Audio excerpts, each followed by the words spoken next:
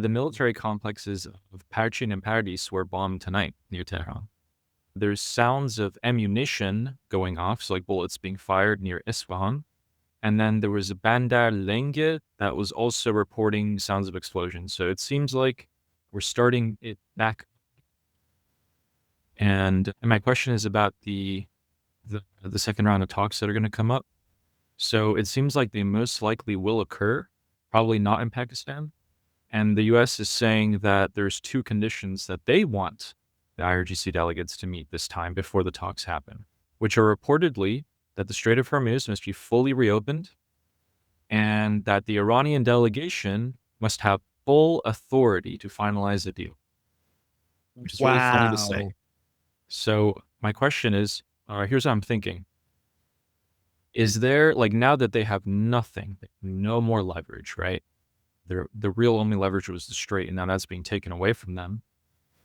Is it possible for Qalibaf to come back out and be like, okay, we won't enrich uranium for like 5 years, something like that? Even though, like, it's not, like, I just can't find any way around them doing anything but unconditional surrender. So I was wondering, like, is there anything that they could do? So I don't see the Americans accepting 5 years. That is worse than the JCPOA. Like, imagine if President Trump saying that the JCPOA was the worst deal of all time, and then coming out with something worse than the.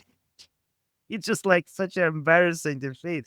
So they're saying the Americans. They're saying at least 20 years. But so some people are angry that the Americans are saying 20 years instead of forever. Because if they agree with the Islamic Republic for at least 20 years, that is the Trump administration recognizing the Islamic Republic's right to enrich uranium. Basically, that's basically saying that after 20 years, like even if they don't say it, it would be seen as the Trump administration suggesting that after 20 years you can enrich uranium, right? So that's the way negative way people are looking at it. But the positive way that you might look at it is that this is just buying time. Like they're not. This negotiation is just for show. Some people are saying like it's all just they're just messing with them so that they get all their equipments in there. Like we already went through this twice already on Operation Epic. What is it called? Midnight Hammer and Operation Epic Fury, beginning of it. Now the third time they're like, let's talk, and then wham, right? So I mean, if it happens a third time, it's actually really funny that we went through this three times, because I was actually surprised, like that the news came out that the Americans were going for 20 years, given that President Trump was clearly communicating that they don't want the Islamic Republic to become nuclear. They want to remove their ability to become nuclear, not just in President Trump's time, but even if we get a shitty president in the future, in no like stop it forever, like so that no other president could undo this. So if you get a 20-year deal, that it goes against everything that they have been saying.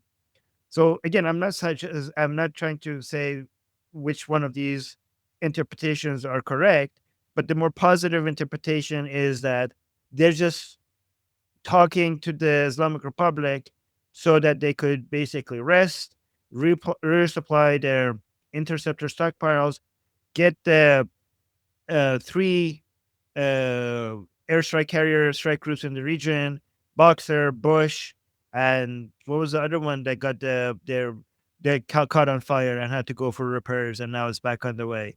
Was it Ford? Ford. Yeah, Gerald Ford. It was the Gerald Ford. Yeah, Gerald Ford is back on the way as well. So three, two is coming. Three is coming. So would that add up to six? Yeah, that would be six.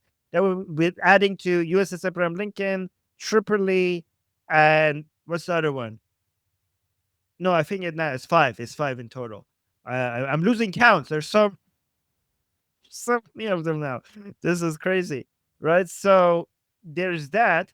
But I also have a question. Like, I don't know if I answered your question, so let me know if I haven't.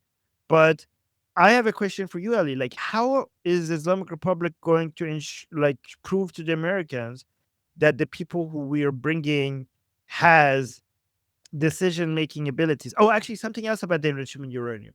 Whether they agree to 5 years, 20 years, I don't know, 100 years, 2 years, if it comes out that the Islamic Republic has made an agreement to stop enriching of uranium, even for a little bit of a time, that will make the pro-regime people lose their fucking mind, right? Like, imagine how much they were upset for just abandoning Hezbollah, which is not even as nearly as important as the enriched uranium.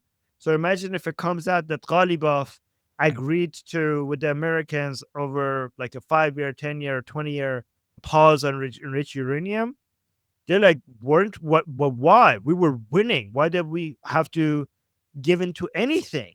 Right? Why did we have to give in to anything? And they were like, obviously, Qalibaf is a Zionist spy because we were crushing them. We were winning. In fact, if anything, the Americans would have to pay us money for everything they have done, and we shouldn't have stopped until we killed somebody as important as Ali Khamenei. I mean, they expect so much. Like, agreeing to anything that the Americans want is a suggestion that we have been lying to you regarding how much we have been winning against the Americans. It's a huge admission.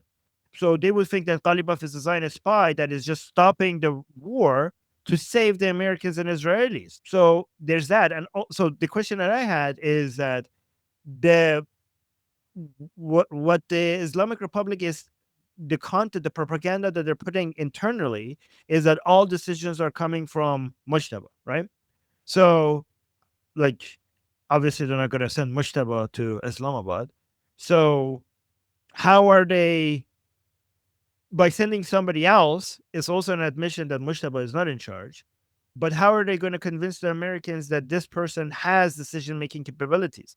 So, President Trump was convinced that Ghalibaf is important because of the tankers that he released, right? So remember the first 8, then 10, then 20 tankers. So President Trump was like, okay, we're dealing with somebody that has, is in charge of something. But now JD Vance confirmed that Ghalibaf is not actually in charge, right? So again, for people who not following the bingo card really quickly, what we think, the person who we think is in charge is Vahidi, the head of IRGC. Okay, so there's 3 people that people are talking about regarding who's in charge. The Islamic Republic wants you to think Mujtaba Khamenei is in charge. We don't think he's in charge, even like we don't even know if he's like alive or in a coma or what. Even if he is alive, he's not in charge. A lot of people thought Qalibaf was in charge. I mentioned on the show that I want Vahidi dead more than Qalibaf, and people were like, "What are you talking about? Who's Vahidi?" I was like, Vahidi is the new head of IRGC. And now, with JD Vance coming out and saying, we don't think Qalibaf is in charge, now people see why I was right regarding why I want Vahidi dead even more than Qalibaf. So this is why you come here, guys, and this is why you watch the show, because you learn about these things before it's confirmed on the news. So the highest likelihood is that Vahidi is the most important person in charge right now. And if they want to actually talk to somebody who has more decision making power, they should be talking to him. But I don't think they're going to get him, because Vahidi just recently came out and said, attacked Qalibaf for meeting with the killers of Ali Khamenei before Ali Khamenei was even buried. So, and if we want regime supporters to support anything right now, it's the IRGC, it's Vahidi, it's Zolqat, it's Abdullahi, it's Najat, is Musavi. These are the main remaining IRGC leaders that leave something for the regime supporters to somebody to celebrate. So, and they could throw Ghalibaf under the bus as a traitor that is dealing with the Americans and celebrate these people. But Vahidi going at that meeting with the Americans would make him lose that position as well. And also, one last factor that we have to keep in mind is that how important is it going to be for the pro regime people to be angry if we're bringing in more and more mercenaries from Shia proxy militia groups from outside in? Because I'm starting to suspect that they're not bringing the Shia militias in from Afghanistan, Pakistan, and Iraq in only to suppress the anti regime Iranians. I'm starting to suspect that they might be also bringing them in also to suppress the pro-regime Iranians, because they are starting to annoy the regime with their requests to do this and do that. And they're like, shut the fuck up. Like, we need to survive this. So maybe at some point, the militia groups are going to get them to behave as well. Right. It's beautiful that history is going to remember this as the IRGC's ideology and actions not being their like strength, but being their absolute cage. Everything that these guys are doing, from being like, okay, Mujtaba's unconscious and in hospitals, make him the supreme leader, it's make him the public leader. He can't come out, he can't say anything, he can't quell any unrest. Vahidi is supposed to be the guy who's like, I'm uncompromised, I'm not going to do anything. Oh shit, I can't go and negotiate now, even if I wanted to. I actually have to fragment my own groups more and more and divide ourselves more and more. Strait of Hormuz, that was our leverage. Now it's our biggest cage. Oh my God. Okay, now we have to talk, but we can't talk. What are we going to say? We're going to lose our own supporters. Bring in the terrorists. They're going to start shooting everyone. It's going to turn to a war. If I'm Vahidi, I'm like, one by one, every single card that I have, all my friends, they're all dead. Everything around me is destroyed. And also, for the people watching who still think that the US and Israel might leave the regime alone, the US and Israel gave their demands to the Islamic Republic. The Islamic Republic said no. So then we're willing to go to war to achieve our goals.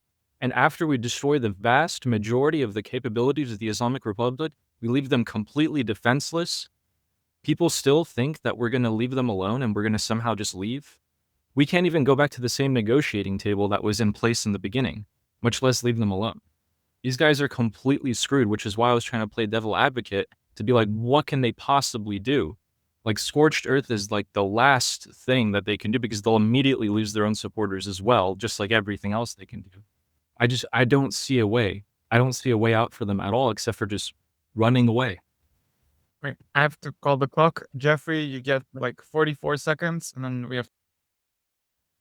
So it's not that giving up their enrichment isn't an issue. It's kind of a superficial argument. This was actually said on the Israeli Defense Security Forum today by a retired Israeli intelligence member who's tied to Israeli intelligence, said the same thing my report said a year ago.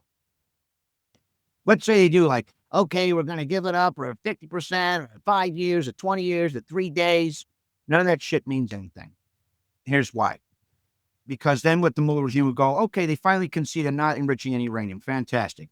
Elements out of Pakistan are going to go, here's 10 fucking turnkey nuclear weapons, right? Or maybe North Korea or the Chi-Coms, and just going to give them turnkey weapon systems and the means to deliver them. So it really doesn't matter about their enrichment shit. I mean, I can't say it doesn't matter. I'm saying the idea of enrichment being the end-all, cure-all way of denying the Mullah regime, like the ability to get nuclear weapons or WMDs, is like fucking superficial at best. And it's also why I said that the Mullah regime has to die. Same with the guy today on the Israeli Defense Security Forum. He said the exact same shit.